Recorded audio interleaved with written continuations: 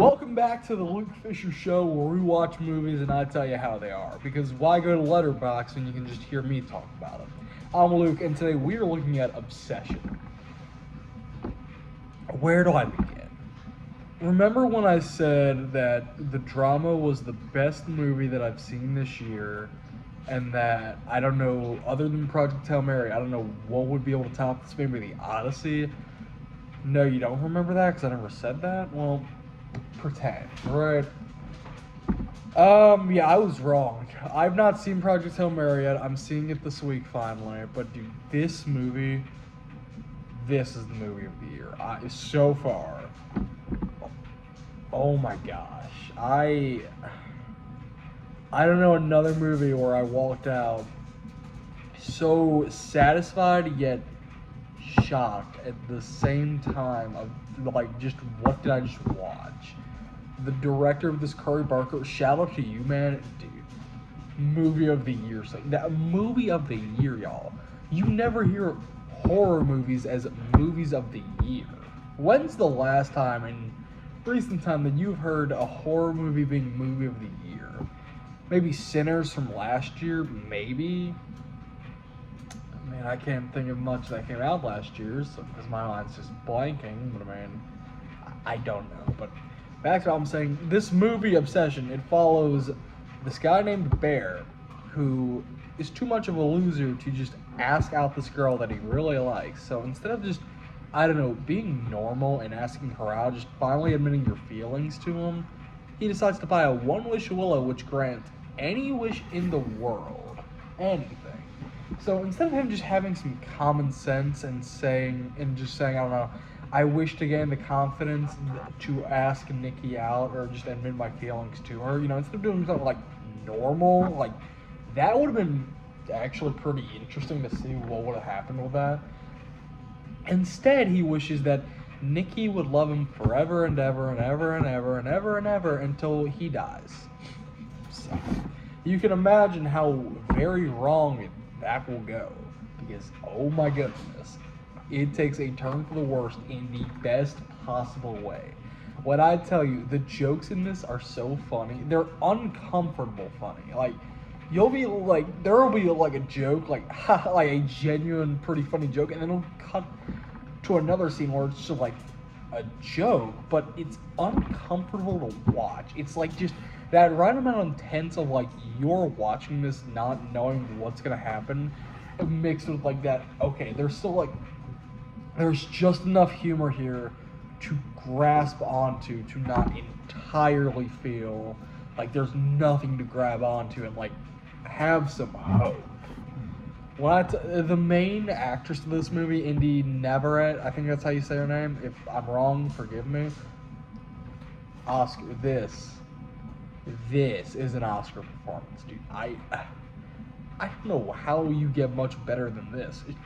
This character is played so well from like even like in just her normal form, or like when she's actually Nikki. They're all played so relatably. Like I love that the first 15, 20 minutes or so of this movie is just you spending time with these characters to figure out who they are. I love that sorry for the cut, but I love you spend so much time in this first 15 to 20 minutes just developing the characters. You see who they are, what are their motivations, who are they to to each of these characters of their own. You're setting up like, and it just sets so much up. I don't know how else to describe it. Like, so like where they work, how that comes into play later. It's so well crafted, and it knows it's so well crafted. It's almost weird to see that it knows that it's that so well crafted but it just plays out so fluidly. Like you don't feel as though like, oh, they're over trying, or it's just like, yeah, whatever, just like half in the whole performance. No, like you actually feel like for these characters and how relatable they are, and just how well this is set up for later. And then you get on later and you're just watching, and like they know there's a scene where Bear, our main character, takes a phone call from Ian, one of the other characters, and he's talking about how in an earlier scene, Nikki, when after she was possessed and whatnot, had said that her father had cancer, and that's what led her to wanting to stay with Bear. Okay, like that's in an emotional response that makes sense. Okay, like this movie is so smart with what it does, and it's so, I don't know how else to say it. It knows what it's doing, and it's great to see a movie like that where this is a smart movie with smart characters just trying to do the smartest thing possible, so nothing bad will happen. But it still ends up failing, and it's not their fault. Well, it's the main character's fault, but still, we'll get into that later.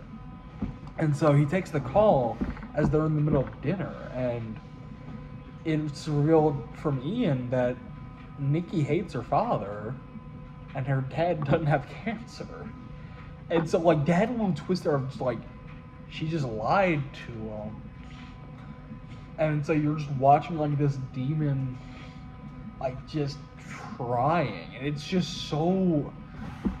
so creepy and odd. And then, dude, she just stands up and starts screaming. Like, dude. Like, you feel it. Like, if you've ever been on a date before, which I have, but if you ever have been, and you think about that scenario, and then you think back to your scenario, you're like, dude, what if this would have happened? Like, my date just starts causing a scene for no reason. It's hard to watch. It's a great watch, but it is hard to watch, dude. Not even like a gross-esque way. It's just uncomfortable. It's like I'm just sitting there like, dude. Ugh. My favorite scene in this movie by far, it's got to be the scene where Bear wakes up in his bed. He looks at his alarm clock, and I thought they were gonna hit us with a little weapons reference and put 2:17, which would have been really funny, but they don't. It's okay. It's 3:45 a.m. He wakes up, and the shot pans out to him looking up, like sitting up and just looking straight ahead, looking for Nikki, because she's not in the bed. He looks up, and the shot pans over to what he is seeing, like in this little room, and it's just Nikki. You see nothing at first, like you see the room, but if you look, like for a second, like you just look over, Nikki's in the corner. Like, not a sound, nothing, no jump scare, nothing like that. It's just a still shot, and she's just there in the corner. If I caught my partner, if I ever had one, in the middle of the night staring at me, I'm saying, oh, hell no. And I'm divorcing, I'm leaving the next day. I'm done. I'm changing all my locks, I'm doing everything I can to get that stalker out of my house. Dude, even outside of just Nikki's performance, like Indy Neverhead's performance of Nikki, every other character in this is great. I love this cast. You get off from our main character of Bear to the side characters, just even the tiniest of little details in this movie kind of spread out. I love that when he's coming back to the shop to find another One Wish Willow, he initially can't find them, and the dude at the counter is just some people like, you gotta relax, bring that tone down, we don't accept that orange, one of those people. And you're just watching like, oh my gosh, like, dude, are they gaslighting him into thinking this never happened? No, they're not. He's just screwing with them. The plots and twists of this movie are so, oh my god. And the gore, there's a girl, this is what I'm talking about. They already had developed part of this earlier in the movie, and they're finally like at this part where they're just talking together, and like you actually feel it, and suddenly Nikki appears out of nowhere and smashes the girl's head in with a brick, I want to say it was, or like she grabs her and just starts like smashing it into the car wheel. It's all just straight shots of just smashing into the wheel, and then it cuts back to Bear's reaction to this of just he can't do anything. He knows he can't. Sorry, what was I just saying? I had to go cut again and take those. Oh, you can't even see him from here. Oh well. But back to what I believe I was saying. I'm talking about Bear, I believe. All the little plot twists and details in this movie, like it's, dude, this is the grossest one that I'm gonna just talk about. This is only one of the many I will talk about because I'm not gonna talk about every single one. Otherwise, I'm gonna make this like 30 minutes, and I don't want to do that. It's his cat dies in the beginning of the movie because he accidentally takes our main character's pills by accident because they fell on the floor, right?